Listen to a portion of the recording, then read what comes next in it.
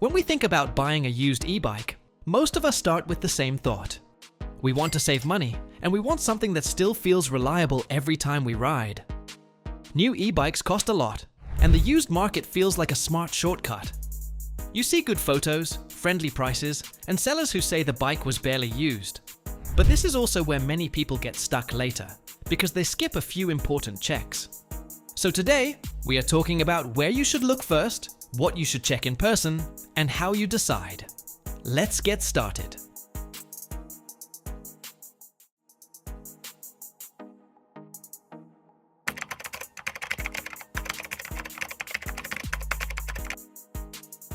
Most used e-bikes show up on Facebook Marketplace, Craigslist, or local buy and sell groups. These places are not bad on their own. The real issue is how fast people commit. Before you message the seller, you should always search the exact model online. You should know when this bike was released and when it stopped selling. This matters because age affects more than just looks. Batteries age even when they sit still. Electronics change over time. If a model was discontinued 3 or 4 years ago, that already tells us something. Now, while researching the model, you should also check if the brand still exists. Many e-bike companies launched fast and disappeared just as fast. If a company is gone, common parts are not a problem. Chains, tires, brake pads, and pedals are easy to replace. The problem comes with batteries, displays, and controllers. If those fail, replacement can be difficult or expensive. Once you see the bike in person, you should slow yourself down and not rush to turn it on. Start by looking closely at the frame. Check the welds, the joints, and the corners where tubes meet. Small scratches are normal on a used bike, but paint cracks near joints are not. Those cracks can point to stress in the metal underneath, which is something you do not want to ignore. After that, move your attention to common crash points. Look at the brake levers, the ends of the handlebars, and the pedals. These areas usually touch the ground first during a fall. Small scuffs often come from the bike tipping over while parked. Long scrape marks usually mean the bike went down while moving, which is a bigger concern. Next, check the wheel alignment. Lift the bike and spin each wheel slowly. A healthy wheel spins straight and feels calm. If the wheel moves side to side, that tells you the bike likely hit something or lived a rough life. This matters even more on hub motor wheels because repairs cost more than standard wheels. By the time you finish these checks, you already have a clear idea of how the bike was treated and whether it was cared for or pushed hard. Now focus is on the battery because this part often decides if the deal makes sense for you. Start by asking about age. Do not ask only how old the bike is, ask how old the battery is. Some owners replace a battery once during ownership, which can be a good thing when it was done properly. Next, remove the battery and look closely at the contacts. You want to see clean metal. Green or blue marks point to corrosion, which usually means the battery saw a lot of moisture. Riding in light rain is fine. Repeated soaking is not. After that, check for broken seals or tamper stickers. A battery that was opened does not always mean a problem, but it does add uncertainty, and you should factor that into your decision. Then take the bike for a ride with the battery around half charge. This step matters. Use the highest assist level or full throttle and put the bike under strong load. If the battery meter drops quickly under power and rises again after you ease off, that shows weakness. A small drop is normal. A large drop points to age. This kind of test tells you far more about battery health than seeing the bike at a full charge ever will. While you ride, you should listen carefully to the motor. A healthy motor sounds smooth and even. A low hum is normal.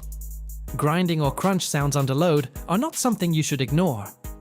If you have access to a hill, use it. Hills reveal motor health very quickly. Flat roads often hide problems that only show up under load. You should also test the brake cutoffs. Pull a brake lever while the motor is active and make sure the motor stops right away. This is a safety feature, and it needs to work every time. Then move through all the assist levels and feel the response. Each level should feel clear and predictable. If the power feels delayed or uneven, that can point to sensor or system issues that you do not want to deal with later. Now you move on to the electronics, because small parts still matter more than they first appear. You should test everything you can touch or see. Check the display, the buttons, the lights, and every menu option. Scroll through all the settings and press every button at least once. These parts may look minor, but electrical issues take time and patience to solve later. If the charger comes with the bike, you should inspect that too. Make sure it is the original charger from the brand. Original chargers matter, because cheap replacements can shorten battery life over time and create issues you do not want to deal with. After electronics, you focus on mechanical wear, because this affects how the bike feels every single day you ride it. Start with the brakes. Look at the brake pads and see how much material is left. Check the cables and look for fraying, which shows age. Then squeeze the brake levers and feel the response. A firm feel is good. A soft or spongy feel tells you there is work ahead. Next, look at the tires. Check the sidewalls for cracks, which point to old rubber. Look for flat spots, which often come from long storage. These issues do not automatically kill a deal, but they should affect how you judge the price. Then check the chain. A clean chain shows care. A dry or rusty chain shows neglect. If the bike has gears, shift through every one of them. Many e-bikes spend most of their life in one gear, which leads to uneven wear that you want to catch early. If the bike has suspension, press down on it and listen. It should feel smooth and controlled. Leaks or dry knocking sounds point to problems that may need attention. Each of these details adds up. One issue alone does not ruin a deal, but together they shape the real cost of owning that bike. You should also protect yourself by checking proof of ownership. Always ask for a receipt or proof of purchase. This helps confirm ownership and gives you a clear idea of the bike's age. No receipt does not always mean the bike was stolen, but it does add uncertainty that you need to consider. You should also remember that most warranties stay with the first owner. Never assume coverage will transfer to you. Now comes the most important part, which is making the decision about you, not the bike. This is where you pause and think honestly. Ask yourself how you will really use this bike. Think about commuting, errands, hills, distance, and rider weight. A used e-bike is only a good deal when it fits your daily life. Then ask one direct question. If something fails, can you afford the fix? If the answer is no, the price should reflect that risk. When it comes time to negotiate, stay calm and clear. Point out battery age, tire wear, brake condition, and service needs. These are simple facts, not criticism, and they help you reach a fair price without tension. Buying a used e-bike can be a smart move for you, but it can get expensive when you rush. When you slow down, listen to the bike, and understand how it behaves, you protect yourself.